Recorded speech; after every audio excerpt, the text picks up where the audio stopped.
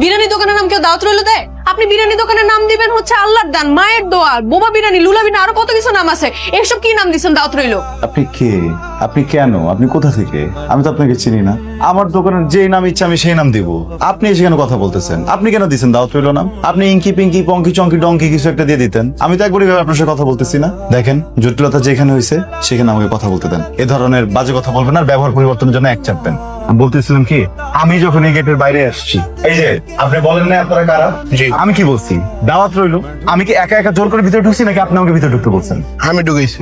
উনি আমাকে ভিতরে ঢুকেছে। আচ্ছা, আমি যখন এখানে এসে বসছি, আমি কি আপনার কাছে টাকা দিয়েছি স্যার? আপনি নিজে থেকে আমাকে টাকা দিচ্ছেন না? আমি নিজে থেকে টাকাটা দিয়েছি। এই যে টাকাটা নিয়ে যে আমি চলে গেছি, তারপর যে একটা জটিলতা তৈরি হয়েছে, এরপর যখন আপনি আমাকে ফোন দিচ্ছেন, আমি কি সাথে সাথে চলে আসছি না? মুরবি আপনারাই বলেন, আমার যদি ভিতরে কোনো খারাপ নিয়ত থাকতো আমি পালাই যেতাম না? আমি পালাইছি? না না, না ঠিক তো আপনি আসছেন। কথা যোগ বিষয় যেটা হইতেছে, আমার তো বিরিয়ানির দোকান, আমিও ক্যাটারিং এর টুকটাক কাজ করি, টুকটাক বিয়ের সাথে আমরাও করাই। আমি যখন দেখতেছি এত বড় একটা অর্ডার আসতেছে, আমি ভাবছি আপনি মনে হয় অন্য কারো কাছ থেকে আমার খবর শুনে আমার এই অর্ডারটা দিতেছেন। দেখেন, আপনাকে যে টাকাটা দিচ্ছে আপনি আমাকে দিয়ে দেন, আমি আমার কাজটা সুন্দর মতো শুরু করতে পারি। প্লিজ টাকাটা দিয়ে দেন। মানে কি? টাকা কি আপনি আমাকে দিচ্ছেন? আমি আপনাকে কেন টাকা দিব? হ্যাঁ, আর আপনি আমার কাছে টাকা চাওয়ার কি? আমাকে যিনি টাকা দিচ্ছেন উনি যদি আমার কাছে টাকা চান, আমি সাথে সাথে ওনাকে টাকা দিয়ে দেবো। আচ্ছা ভাই, আমিই বলতেছি আপনি টাকাটা দিয়ে দেন ভাই। ওস্তাদ পুরাই তো কট। স্যার, আপনি নিজের মুখে টাকা আমার ওস্তাদ টাকাটা ফেরত দিত, কিন্তু একটা বার বোঝার চেষ্টা করেন, এই যে ইভেন্টটা করতে আপনি আমাকে অ্যাডভান্স দিচ্ছেন না? এরকম আমরাও কিন্তু এই কাজটা করতে গিয়ে বিভিন্ন জায়গায় অ্যাডভান্স দিয়ে ফেলাইছি। যেমন শাহবাগ ফুলের দোকান, 1,00,000 টাকা আমরা দিছি অ্যাডভান্স। কখন দিচ্ছে? ওস্তাদ একটু আগে আপনারা ফোন দিল না, ওই যে 1,00,000 ওইটা। আমি অনেক জায়গায় অ্যাডভান্স দিচ্ছি। মানে আমি আসলে হয় কি, মানে আমি তো বড় কাজগুলো দেখি, বাদ বাকি অ্যাডভান্সের কাজ ও সবাই অ্যাডভান্স দিচ্ছে। আমি করেছি কক্সি দিয়েছি 20,000 টাকা।